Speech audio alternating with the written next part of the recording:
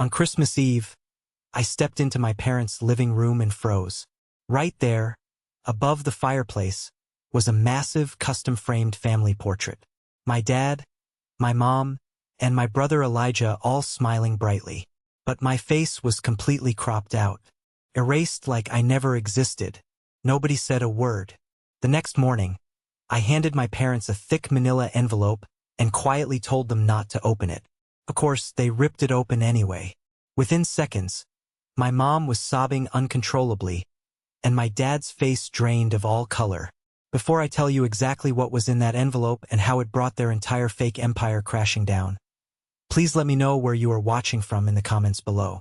I always love seeing where my audience is from. Grab a warm cup of coffee, sit back, and let me tell you the whole story. I stood in the entryway of the house I grew up in, stomping the December snow off my boots. The smell of roasted rosemary, garlic, and expensive pine candles filled the air. It was supposed to be the perfect holiday scene. My mother always went out of her way to make our home look like something out of a lifestyle magazine. Every garland was perfectly draped, every light bulb perfectly spaced. I hung my heavy winter coat on the rack, took a deep breath, and walked into the living room. That was when I saw it.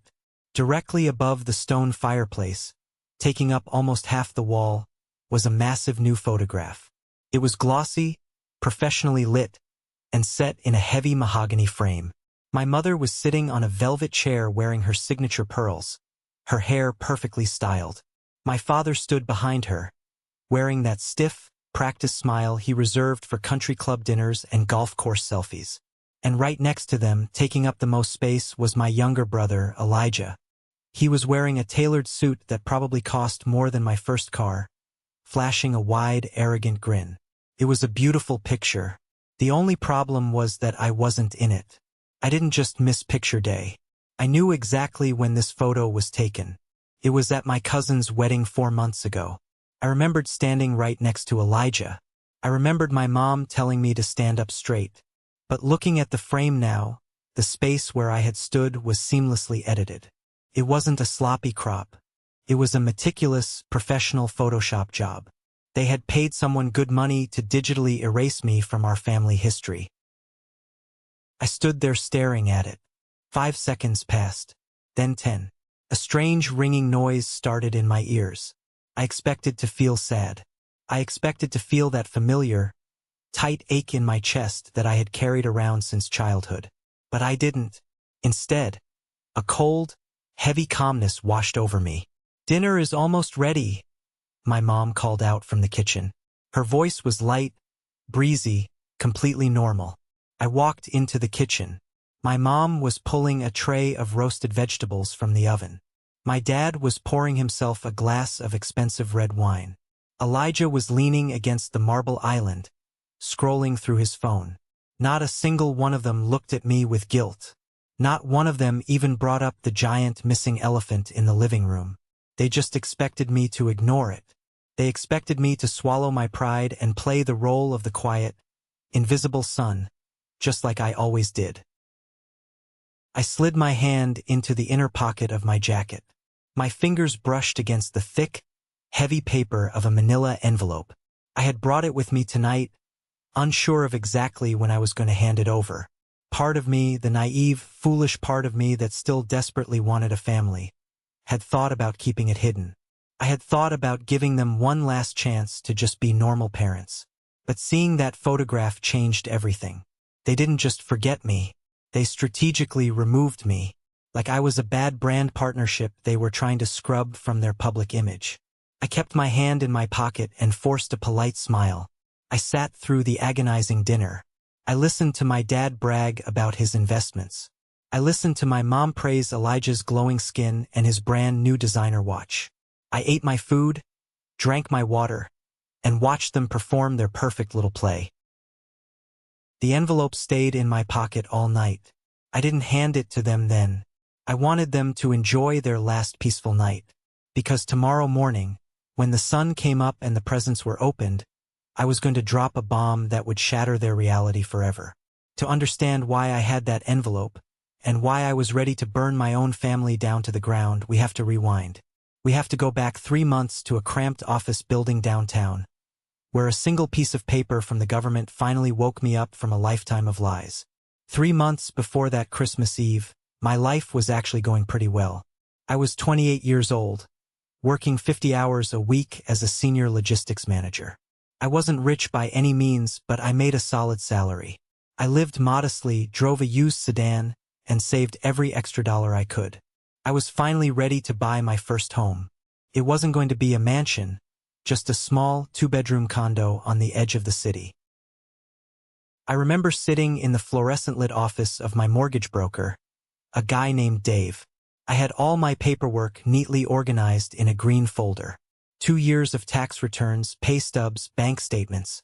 I was proud of my financial discipline. I handed the folder to Dave with a confident smile. Dave typed a few things into his computer, clicked his mouse, and waited. A minute later, his brow furrowed. He leaned closer to the monitor, his eyes narrowing. "Matthew," he said slowly, looking over his glasses at me, "is there something you forgot to disclose on your application?" "No," I replied, suddenly feeling a knot form in my stomach. "I included everything. My car is paid off. I have 0 credit card debt, and my student loans are cleared." Dave turned the monitor around so I could see it. "Then you need to explain this. Your credit report is showing a massive red flag. You have an active tax lien from the IRS for unpaid property taxes. And it's not a small amount. We're talking tens of thousands of dollars." I stared at the screen. The words blurred together. "That's impossible," I stammered. "I rent an apartment. I don't own any property. There has to be a mistake. Someone must have stolen my identity." Dave printed out the report and slid it across the desk. "It's attached to your social security number. The property is located in Old Briar. Does that ring a bell?" My heart stopped. Old Briar. That was the affluent neighborhood where my grandfather used to live before he passed away. I left the bank feeling like the ground had vanished beneath my feet. My hands were shaking so badly I could barely unlock my car door. As soon as I got inside, I dialed my best friend, Chloe. She was a real estate agent and knew how to navigate public property records better than anyone I knew. "Chloe, I need a huge favor," I said, my voice tight. I explained the situation to her, reading the address off the paper Dave had given me. "Give me 10 minutes, she said. Those 10 minutes sitting in the bank parking lot felt like a decade. My mind raced. Was it a clerical error? Did my grandfather have some unresolved debt that somehow got attached to my name? Finally, my phone buzzed. "Matt," Chloe said, her voice unusually serious. "I pulled the deed history for the Old Briar property. It's a multi-unit rental complex now, and you are the sole owner. The title was transferred entirely to your name 10 years ago, right after your grandfather's funeral." Couldn't breathe. "I own a rental complex? Chloe, I've never seen a dime of rent in my life. I don't pay the taxes on it. I don't manage it. Who is managing it?" I heard her typing rapidly on her keyboard. "According to the public filings, the property is being managed by a registered LLC. The primary agents on the LLC are Robert and Sarah." My parents. I dropped the phone into my lap. The air in the car suddenly felt suffocating. For 10 years, my parents had been operating a lucrative rental property in one of the most expensive zip codes in the state. A property that legally belonged to me. They were collecting the rent, living large, and apparently completely ignoring the property taxes under my name, letting the IRS put a lien on my future. I closed my eyes, and suddenly, a memory hit me like a physical punch to the gut. A memory from exactly 10 years ago. The puzzle pieces were violently snapping together, and the picture they formed made me want to throw up. I was 18 years old when my grandfather passed away. He was the only person in my family who ever actually saw me. While my parents were busy parading Elijah around, signing him up for elite sports camps and private tutors, my grandfather would sit with me on his porch. He taught me how to play chess. He asked me about my favorite books. When he died, it broke me. I remember the day of his funeral vividly. It was raining, a cold, miserable autumn drizzle. I was sitting in the back of a black town car, wearing a cheap, ill-fitting suit, staring out the window at the wet pavement. My chest felt hollow. When we got back to our house after the burial, the place was full of distant relatives eating catered sandwiches and drinking weak coffee. I retreated to the kitchen to get away from the noise. I was sitting at the island, staring blankly at a glass of water, when my dad walked in. He was followed by my Uncle Dylan, a guy who always wore expensive cologne and thought he was the smartest guy in any room. My dad placed a thick stack of papers on the kitchen counter in front of me. He patted my shoulder, a rare gesture of affection that instantly made me lower my guard. "I know it's a tough day, buddy," my dad said, his voice soft and solemn. "But we have a lot of ugly administrative stuff to handle. Grandpa's estate is a mess. There are a lot of debts, hospital bills, and funeral expenses that need to be cleared." Uncle Dylan handed me a heavy black pen. "Your grandfather left you a little bit of cash to help with your first car, Matt. But the state requires a bunch of legal sign-offs from all immediate family members to process the estate and settle his debts. Your mom and dad have already signed their parts. We just need your signature on these releases so we can get the funeral home paid." I was 18. I was grieving the only person who cared about me. I trusted my father. I trusted my uncle. I didn't read a single word of those documents. I just took the pen and signed my name where the little yellow sticky notes told me to, page after page. Sitting in my car 10 years later, clutching the steering wheel until my knuckles turned white, the truth finally washed over me. Those weren't release forms for hospital bills. I had signed a comprehensive power of attorney. I had signed away my rights to manage my own inheritance. I had given my parents full legal control to operate the property, collect the income, and make financial decisions on my behalf. They had used my grief as a weapon to blindfold me while they robbed me blind. A heavy, dark anger started to boil in the pit of my stomach. It wasn't just a quick flash of madness. It was a deep, historical rage. Because finding out they stole a house from me was terrible, but realizing what they did with that money over the next 10 years was what truly broke my heart. The anger wasn't just about the money. It was about the excruciating contrast of how we lived. It was about the lies they told me straight to my face while they were secretly cashing my checks. 2 months after the funeral, I was sitting at that exact same kitchen island. I had just received my acceptance letter to a top-tier state university. I had worked my fingers to the bone in high school. I studied late into the night, kept my grades flawless, and stayed out of trouble. I needed a little help to cover the gap between my partial scholarship and the tuition costs. I thought we had a college fund. I slid the financial aid forms across the counter to my dad. "Dad, I need you and Mom to co-sign on this loan, and maybe help me with the first semester's room and board. I'll pay you back as soon as I graduate. I promise." My dad didn't even pick up the paper.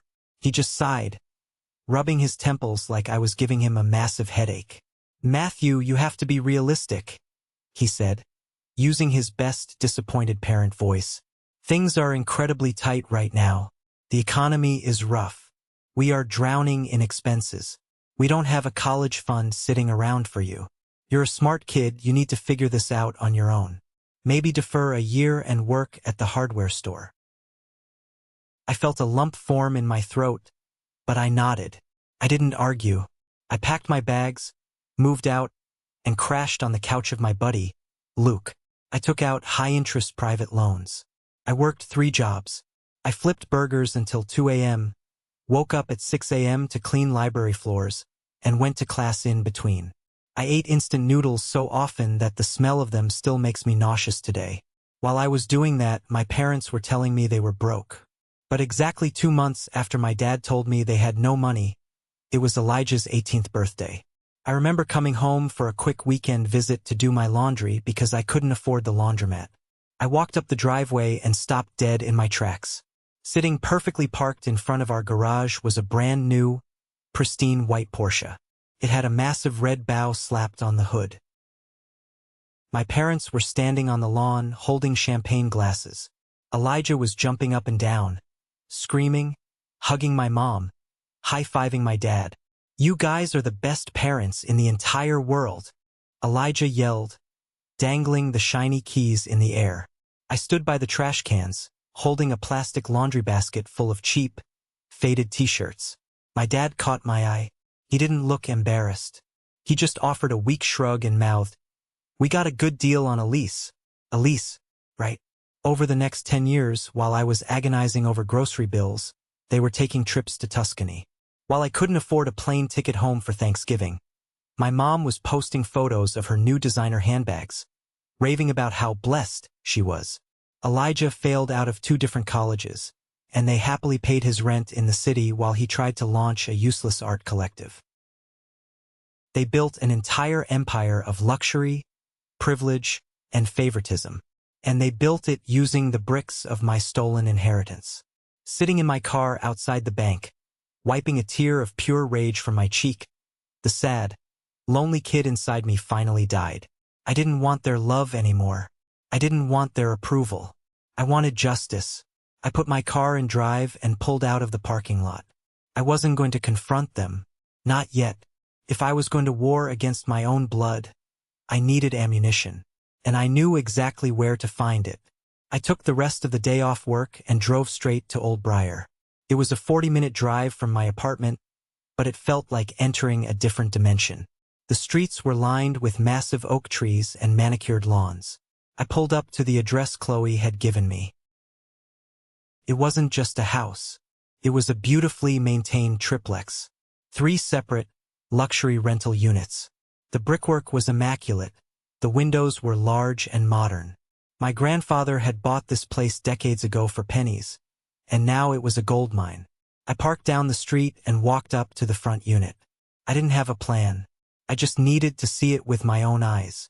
As I stood on the sidewalk staring at the front door, an older woman stepped out onto the porch carrying a watering can.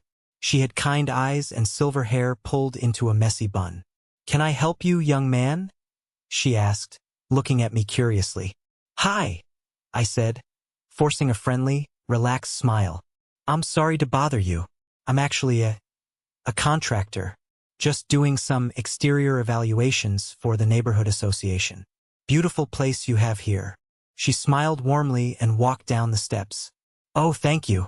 I've lived in this unit for almost 9 years. It's a lovely area. Though, to be honest, it's getting harder to afford." I casually leaned against the wrought iron fence. "Yeah, the market is crazy right now. Management companies are hiking prices everywhere." She let out a frustrated sigh. "Tell me about it. My landlord, Robert, just raised my rent by another $300 a month. Said the property taxes were going up and he couldn't absorb the cost." My jaw tightened, but I kept my smile locked in place. "That's rough. Robert, you said? Does he use a management portal for payments? Usually those corporate portals charge extra fees." "Oh no." She waved her hand dismissively. "Robert is very old school. No portals. He makes all 3 of us tenants wire the rent directly into his personal checking account on the 1st of every month. Says it cuts out the middleman. Between the 3 units, he must be pulling in a fortune, but getting him to send a plumber takes an act of Congress." I felt a cold rush of adrenaline. He wasn't even using a business account. He was routing the rent directly into his personal pockets to fund his lifestyle, completely bypassing any corporate accounting that might flag the IRS. It was sloppy. It was arrogant. He truly believed he would never get caught because he thought I was too stupid to ever look. "Well, I hope he fixes that plumbing for you soon," I said politely, backing away. "Have a great day, ma'am." "You too, dear," she called out. I walked back to my car, my mind racing. I had a witness. I had proof of the cash flow.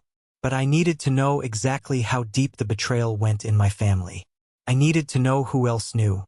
A few nights later, I met my cousin Wyatt at a loud, dimly lit sports bar downtown. Wyatt was Uncle Dylan's son. Growing up, Wyatt and I were somewhat close. We used to hide in the basement and play video games while the adults argued upstairs during Thanksgiving. If there was anyone in the family I thought I could trust, it was him. We ordered 2 beers. I played it cool for the first hour, talking about sports and his new girlfriend. But after the second round, I decided to test the waters. I leaned in over the sticky wooden table, lowering my voice. "Hey man, can I ask you something weird?" I said, swirling the amber liquid in my glass. "Did your dad ever mention anything about Grandpa's old property? The one in Old Briar?" Wyatt froze. His eyes darted to his beer, and his shoulders tensed. It was a micro-expression, but I caught it. Old Briar? No. I thought they sold that place years ago to pay off Grandpa's medical debt. Why? Just something came up on a background check at work. I lied smoothly. Just weird administrative stuff. Probably nothing. Yeah, definitely nothing, Wyatt said quickly, taking a massive gulp of his beer. He immediately changed the subject back to football. I went home that night feeling uneasy. 2 days later, my phone rang. It was my dad. He rarely called me unless he needed me to fix his computer. I hit accept and put the phone to my ear. "Matthew, my boy," my dad said. His voice was overly cheerful, but there was a sharp, metallic edge underneath it. "How are things? Working hard? Any promotion on the horizon?" "Always working hard," I replied flatly. "Good, good. Listen." He paused, and I could hear the sound of him pacing on his hardwood floor. "Wyatt mentioned he saw you the other night. Said you were asking some confused questions about your grandfather's old estate." My blood ran cold. Wyatt had sold me out. He probably called his dad Uncle Dylan the second I left the bar, and Dylan called my father. The entire family network was operating against me. "I was just making conversation, Dad," I said, keeping my voice utterly devoid of emotion. "Right. Well, listen carefully to me, Matt." His voice dropped, losing all the fake cheerfulness. It became cold, authoritative, and distinctly threatening. "Don't go digging into things you don't understand. The estate was settled legally 10 years ago. Looking into closed files only causes unnecessary headaches for the family. You focus on your little logistics job and leave the complicated financial matters to the adults." "Understood." He didn't wait for an answer. He hung up. I pulled the phone away from my ear and stared at the screen. He was scared. He was trying to intimidate me into backing down. But he fundamentally misunderstood who he was dealing with. I wasn't the terrified, grieving 18-year-old kid anymore. I was a man who had built his entire life from scratch with zero help.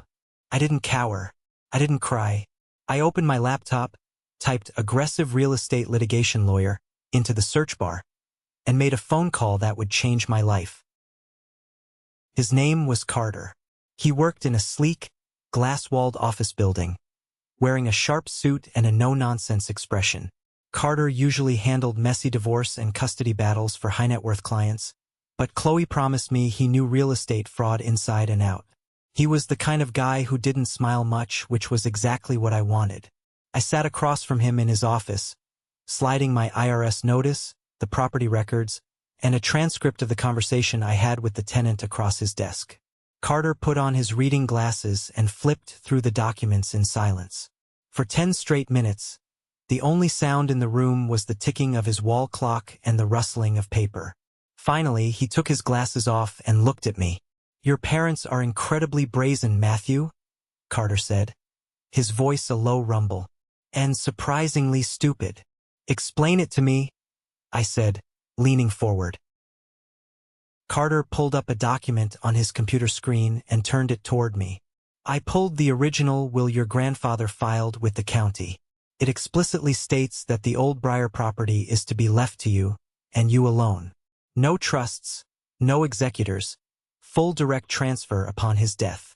"But I signed a power of attorney," I argued, feeling a sickening wave of guilt for my past stupidity. "You did," Carter nodded, "and that gave them the legal right to manage the property. But it did not give them the right to misappropriate the income. A power of attorney legally binds the agent, your parents, to act strictly in the best financial interest of the principal you. By funneling the rent into their personal accounts, failing to pay the property taxes in your name, and using the funds for luxury personal expenses, they have committed textbook fiduciary fraud. grand theft, embezzlement. I exhaled a shaky breath. Can I take it back? Carter leaned back in his leather chair, steepling his fingers. Matthew, you don't just take it back. You drop a nuclear bomb on them. I can file an immediate injunction to freeze their access to the property. I can revoke the power of attorney effective immediately. We will redirect all future rent to a secure account in your name. And then, we sue them for every single penny of back rent they stole over the last decade. If they can't pay it, the IRS will seize their personal assets to cover the tax lien they caused. Who helped them do this? I asked.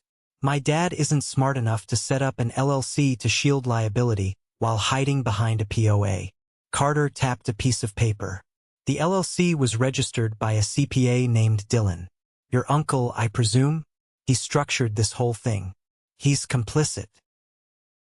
Everything made sense now. The network of lies, the sudden wealth, the desperate phone call to keep me quiet. Draft the papers, Carter, I said, my voice steady and resolute. Draft the revocation. Draft the eviction warnings for them to stay off the property. Draft the demand letters for the stolen money. I want it all legally binding and ready to serve. Carter finally smiled. It was a sharp, dangerous smile. Consider it done. Where do you want to serve them? I can send a process server to their house. I looked out the window at the bustling city below. It was mid-December. The holidays were approaching. My mother loved the holidays. She loved the performance of a perfect family. No, I said quietly. Don't send a server. Put the documents in a manila envelope. I'll deliver them myself. On Christmas. Which brings us back to that Christmas Eve.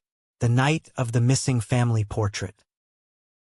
After seeing my face meticulously erased from the wall, I sat at the dining room table, surrounded by the people who shared my DNA but nothing else.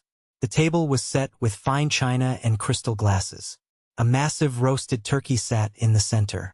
It was a masterclass in visual perfection and a complete black hole of actual affection.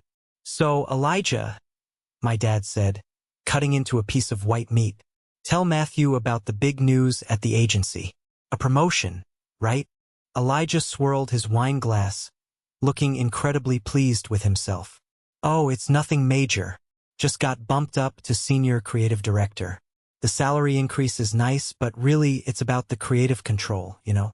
I knew for a fact his agency was a struggling startup that had less than 10 employees, and his promotion was likely just a title change because half the staff had quit. But my mom gasped like he had just won a Nobel Prize. We are so incredibly proud of you, sweetie, she beamed, reaching over to squeeze his hand. You've always had such a brilliant eye. She turned to me, her smile dropping just a fraction. And how are things at the warehouse, Matthew? Still moving boxes. I manage the regional logistics for the Eastern Seaboard, Mom, I said flatly, taking a bite of my food. And yes, things are fine. That's nice, dear, she said dismissively, already turning her attention back to Elijah. After dinner, we moved to the living room to exchange a few early gifts. My dad handed Elijah a sleek, rectangular box. Elijah tore the paper off to reveal the keys to a brand new, luxury ski cabin rental for a week in Aspen. Fully paid for. You've been working so hard, son, my dad said, clapping him on the shoulder. You deserve a break. Then, my mom handed me a small, awkwardly wrapped square. I unwrapped it. It was a ceramic coffee mug. Printed on the side, in cheap, peeling letters, were the words, "Somebody's favorite daughter." The room went dead silent. Elijah snorted, trying to hold back a laugh. My mom's face flushed. Oh my goodness, Matthew. I am so sorry. The girl at the boutique must have put the wrong mug in the box. I bought you one that said, "World's Best Worker." I can return it on Monday. Don't worry about it, Mom, I said, setting the insulting mug down on the glass coffee table. It's perfect. Really captures the essence of how well you know me. My dad frowned, clearly not liking my tone. Don't be ungrateful, Matthew. Your mother spent all day cooking. I didn't argue. I didn't yell. I just looked up at the giant family portrait over the fireplace, the portrait of 3 people. The real family. I was just the ghost haunting their dining room, the ATM machine they kept locked in the basement. "I'm tired," I said, standing up. "I'm going to head to bed. Merry Christmas." My mother had put me in the guest room at the end of the hall. It used to be my bedroom, but they had stripped it of any personality years ago. Now it was just a sterile room with beige walls, a lumpy mattress, and a closet full of my mother's out-of-season coats. I closed the door behind me and locked it. The house was settling. I could hear the faint sound of the television playing a holiday movie downstairs. I could hear Elijah laughing at a joke my dad made. They were happy. They were completely, utterly at peace in their castle built on my stolen foundation. I walked over to my duffel bag and pulled out the manila envelope Carter had given me. Felt heavy. Felt like holding a loaded weapon. I sat on the edge of the squeaky bed, running my fingers over the smooth paper. Inside this envelope were the legal documents that would freeze their bank accounts. Inside were the letters demanding hundreds of thousands of dollars in restitution. Inside was the court order revoking their power of attorney, officially cutting the lifeline of their wealth. For a brief, fleeting second, a wave of doubt washed over me. These were my parents, the people who raised me. If I handed them this envelope tomorrow, there was no going back. It would be a declaration of absolute war. It would shatter our family permanently. But then I thought about the Porsche. I thought about the grueling nights working 3 jobs while my dad told me they were broke. I thought about the tax lien from the IRS that almost destroyed my future. And finally, I thought about the photograph above the fireplace. They had already shattered the family. They had cut me out a long time ago. All I was doing tomorrow was making it official. I placed the envelope gently on the nightstand. I turned off the cheap bedside lamp and lay back in the dark. Outside the window, a heavy snow had started to fall, burying the streets in a cold, silent blanket. I closed my eyes, and for the first time in my entire life under this roof, I slept peacefully, because I knew that when the sun came up, the storm was finally going to break, and I was going to be the one bringing the thunder. Christmas morning arrived with bright sunlight reflecting off the fresh snow outside. I woke up in the cold guest room, my mind completely clear. I did not feel anxious. I did not feel afraid. I got dressed, grabbed the thick manila envelope from the nightstand, and walked downstairs. The living room was a sea of torn, expensive wrapping paper and shiny ribbons. The smell of freshly baked cinnamon rolls wafted from the kitchen, mingling with the scent of the pine tree. My dad was sitting in his leather recliner, sipping black coffee. My mom was kneeling by the tree, wearing matching silk pajamas. Elijah was already busy unboxing his latest haul. He had a stack of designer clothes, a new laptop, and a very expensive espresso machine. "Morning, Matthew," my dad said casually, not looking up from his tablet. "Grab a cinnamon roll. We saved you one." I did not go to the kitchen. I walked straight into the center of the living room. I stood right in front of the marble coffee table. I looked up at the giant family portrait over the fireplace one last time. The 3 of them smiling, my space completely erased. Then I looked down at my actual family. I pulled the envelope from my pocket and dropped it onto the center of the marble table. It made a heavy, definitive smack. Elijah looked up from his new laptop. "What's that? Did you actually buy us a real present this year?" My dad chuckled, setting his tablet down. He leaned forward, expecting to find a gift card to a steakhouse or maybe some concert tickets. "You didn't have to do that, son. We know money is tight for you." I crossed my arms. "Open it." My mom smiled warmly. She reached out with her perfectly manicured hands and slid the envelope toward her. She undid the metal clasp and pulled out the thick stack of legal documents. I watched her eyes scan the top page. It was a formal, legally binding notice of revocation of power of attorney. Right below that was a cease and desist order. And behind that was the civil lawsuit draft demanding immediate restitution for 10 years of stolen rental income. At first, her brain could not process what she was looking at. She blinked rapidly. Her smile faltered, turning into a confused, tight line. She read the bold print at the top of the page again. Then her eyes darted to the second page. The property address in Old Briar. The mention of the LLC registered by Uncle Dylan. The exact dollar amounts of the monthly rent they had been illegally funneling into their personal checking accounts. Her hands started to shake. The heavy legal paper rattled against her diamond rings. "Sarah?" my dad asked, noticing the sudden shift in the room's energy. "What is it?" My mom could not speak. Her face went entirely pale. All the color drained from her cheeks, leaving her looking completely hollow. The paper slipped from her fingers and fluttered back onto the coffee table. My dad grabbed the documents. He adjusted his reading glasses and read the first paragraph. I watched the arrogant, confident patriarch of the family completely disintegrate in real time. His jaw went slack. The tablet slid off his lap and clattered onto the hardwood floor. "Matthew," my dad whispered. His voice was completely unrecognizable. It was a dry, raspy wheeze. "Where did you get this?" "I got it from public records, Dad," I said, my voice steady and cold. "I got it from the county clerk. I got it from the tenant you just raised the rent on last month. And I got it from my lawyer, who is fully prepared to take everything you own." The holiday music playing softly on the stereo suddenly felt incredibly loud. The perfect Christmas morning was dead. The bomb had detonated, and I was standing right in the blast zone, completely unharmed. "This is insane," my dad finally stammered. He threw the papers back onto the table like they were covered in acid. He stood up, trying to physically dominate the space, puffing his chest out. "This is some kind of sick joke. We managed that estate legally. You signed the paperwork." "I signed a power of attorney." I shot back, taking a step forward. I did not shrink down. I met his eyes with absolute fury. "I signed a document giving you the right to manage the property on my behalf. I did not sign a document giving you permission to steal my inheritance. I did not sign a document allowing you to route my rental income into your personal bank accounts to fund your vacations." My mom burst into tears, real ugly tears.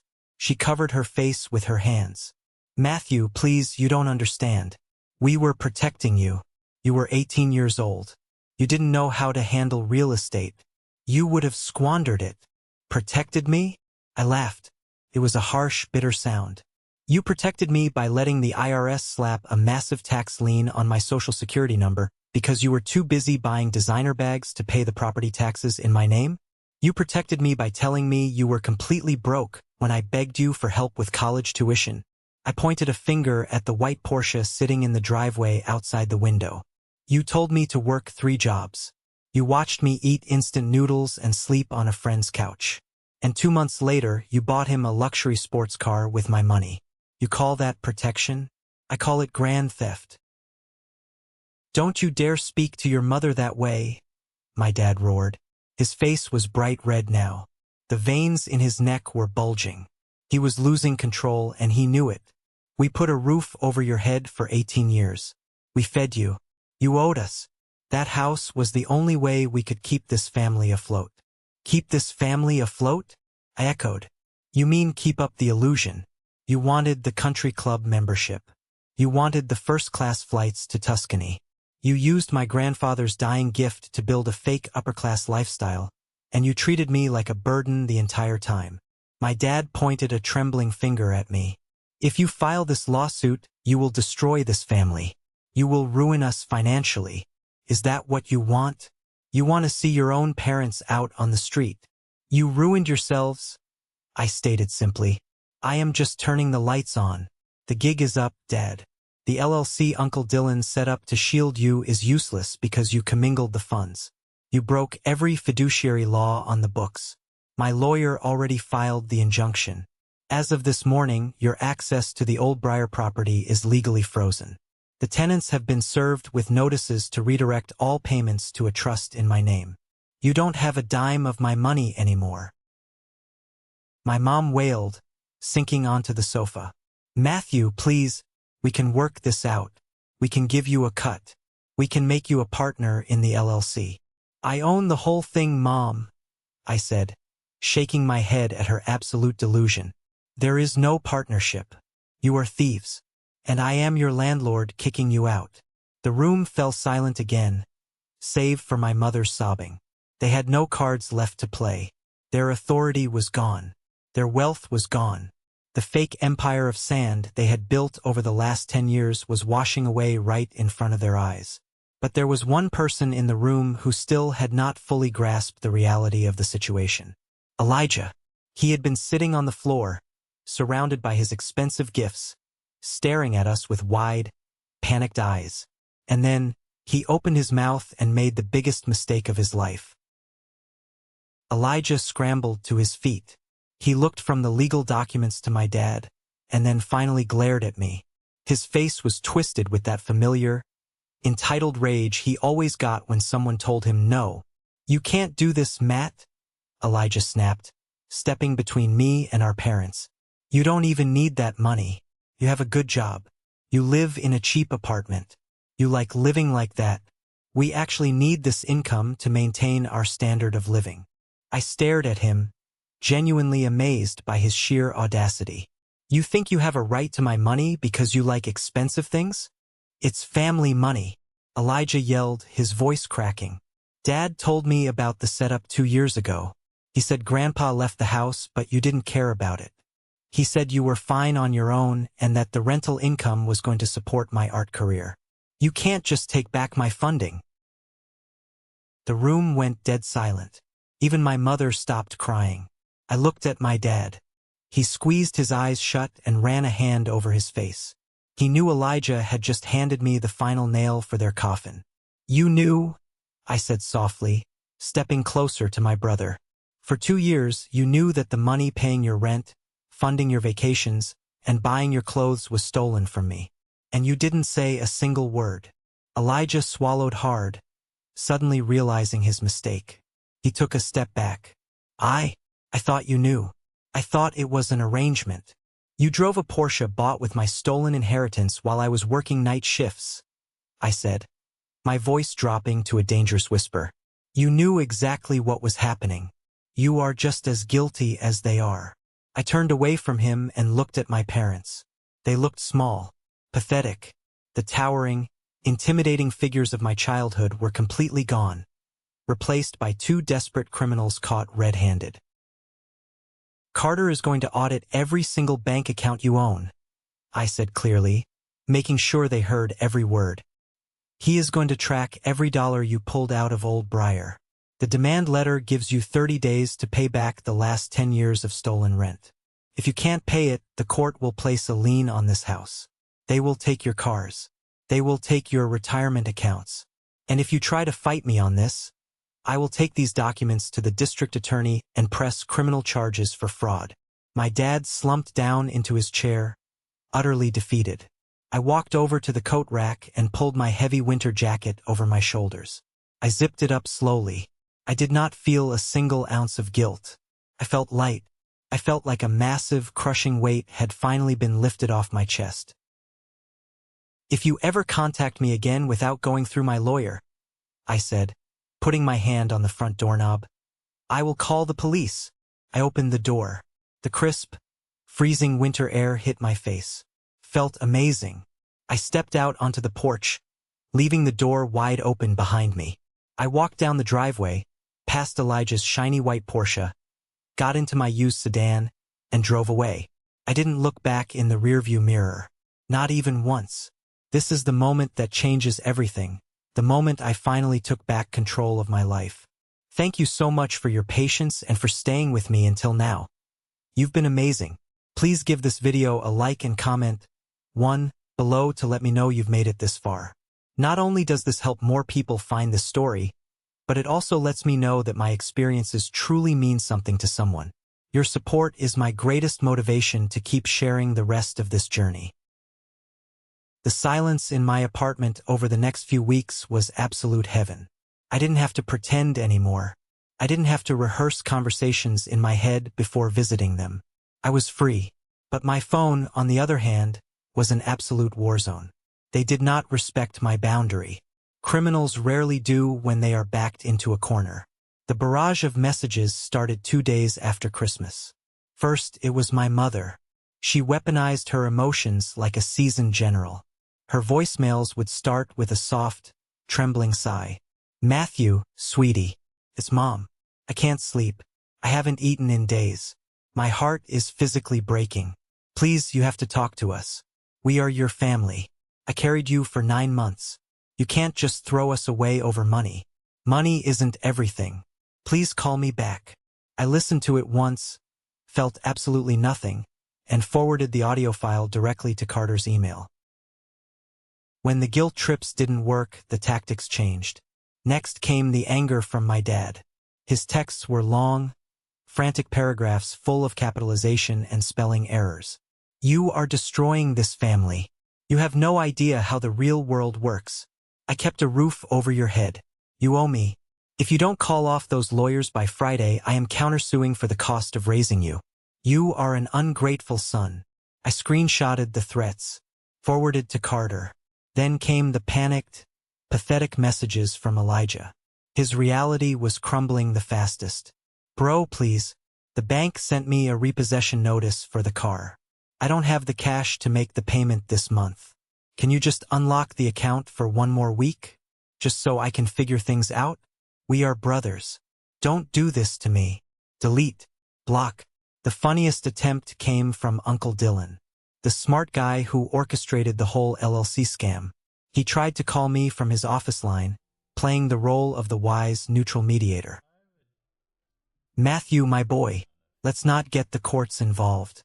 Lawyers just drain everyone's pockets. Let Uncle Dylan sit down with you and your dad, and we can restructure the LLC so you get a fair percentage moving forward. Keep it in the family, right?" I didn't block Dylan. I had Carter send a formal letter directly to his accounting firm, threatening to report him to the state licensing board for aiding and abetting fiduciary fraud. Uncle Dylan never called me again. I maintained absolute, ironclad discipline. I did not respond to a single text. I did not answer a single call. I knew that the moment I engaged, I would give them power. My silence was a fortress they could not breach.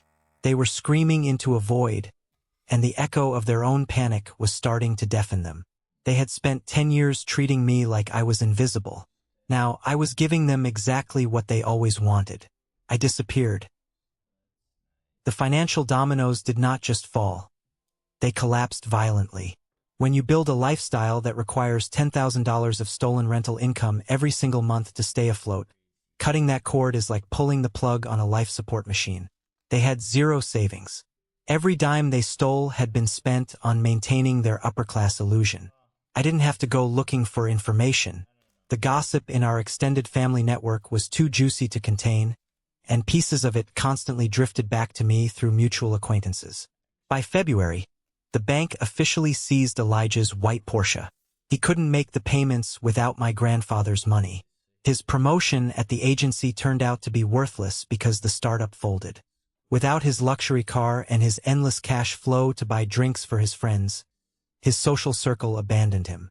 He had to break the lease on his overpriced downtown apartment and move back into the basement of my parents' house. The golden child was officially grounded. My parents fared even worse. Carter's audit was ruthless. He proved they had embezzled nearly $1 million over the decade. To settle the civil suit and avoid me pressing criminal charges, my parents had to liquidate everything. They had to sell their massive house, the house with the giant, edited family portrait. They downsized to a cramped, 2-bedroom condo on the unfashionable side of town. But even that wasn't enough to cover their debts. My dad, the proud patriarch who used to lecture me about hard work while stealing my checks, had to swallow his massive pride. I heard from a former neighbor that he was making cold calls, begging his old clients for consulting work. Nobody was biting. Word gets around in wealthy circles when you lose your house. My mom had to get a job. For the first time in 30 years, she had to clock in. She got a part-time retail gig at a high-end clothing boutique downtown. The very same boutique where she used to drop thousands of dollars on designer clothes. Now she was steaming garments and ringing up yoga pants for the women she used to play tennis with. The poetic justice of it all was almost cinematic. They spent their entire lives obsessing over appearances. They sacrificed their own son to maintain a fake image of wealth and success. And in the end, their greed stripped them of the only thing they actually cared about, their status. They were totally exposed. The fake empire was gone, leaving nothing but three bitter, miserable people trapped in a small condo, blaming each other for their ruin. Meanwhile, my life was just beginning. Carter successfully transferred all the management rights back to my name. I paid off the IRS tax lien in full using the first settlement check from my parents' liquidated assets. My credit score rebounded. And for the first time in my life, I truly owned my future. I didn't use the money to buy a sports car. I didn't book a trip to Tuscany. I used the money to finally build a real home. 1 year later, the dust had finally settled. I didn't buy that small condo I had been looking at. Instead, I moved into the vacant top-floor unit of the triplex in Old Briar. My grandfather's house. My house. Moving in was an incredibly emotional experience. The space was beautiful, with high vaulted ceilings and original hardwood floors. But it had been neglected by my parents. They only cared about collecting the rent, never about maintaining the soul of the building. I didn't hire a fancy contracting firm to fix it up. I did it myself. Every weekend after work, I put on old clothes, turned on some music, and got to work. I sanded down the scuffed hardwood floors until my hands were blistered. I patched the holes in the drywall. I painted the living room a warm, inviting shade of blue. Every stroke of the paintbrush felt like therapy. I was literally wiping away the decay they had left behind and pouring my own sweat and love into the foundation. I was reclaiming my history. I also took over the management of the tenants. I knocked on Mrs. Higgins' door on my first official day as the active landlord. She looked nervous when she opened the door, probably expecting another rent hike. I handed her a new lease agreement. "Mrs. Higgins, I know the last management company raised your rent pretty aggressively. I've reviewed the market rates, and I'm dropping your rent by $400 a month, effective immediately. And I scheduled a plumber to come fix your guest bathroom tomorrow morning." She looked at the paper, then looked up at me, tears welling in her kind eyes. "Matthew, you have no idea what this means to me. Thank you." A few days later, I found a plate of warm, homemade chocolate chip cookies sitting on my welcome mat with a handwritten thank you note. It was a small gesture, but it meant the world to me. It showed me that this building didn't have to be a symbol of greed and theft. It could be a community. It could be a place of mutual respect. For the first time in 29 years, I woke up in a place where I didn't feel like an intruder. I didn't have to walk on eggshells. I could drink coffee on the front porch and listen to the birds. I could leave my shoes by the door. I had finally found what I had been looking for my entire life. I was home, but toxic people have a very hard time letting go of their favorite victims. It was a Tuesday evening in late October. I was walking up the steps to my porch, holding a bag of groceries, when I saw a plain white envelope wedged into the crack of my front door. It didn't have a stamp. It didn't have a return address. But the cursive handwriting on the front spelling out Matthew made my stomach drop for a split second. It was my mother's handwriting. She must have driven over here while I was at work and slipped it into the door. I unlocked the door, set my groceries on the kitchen counter, and stared at the envelope. A year ago, a letter from her would have sent me into a spiral of anxiety. I would have agonized over opening it. But now, I just felt a mild sense of exhaustion. I tore open the flap and pulled out the single sheet of lined paper. "My dearest Matthew," the letter began, "I know you are angry, but it has been a year, and the silence is destroying my health. Your father's blood pressure is dangerously high.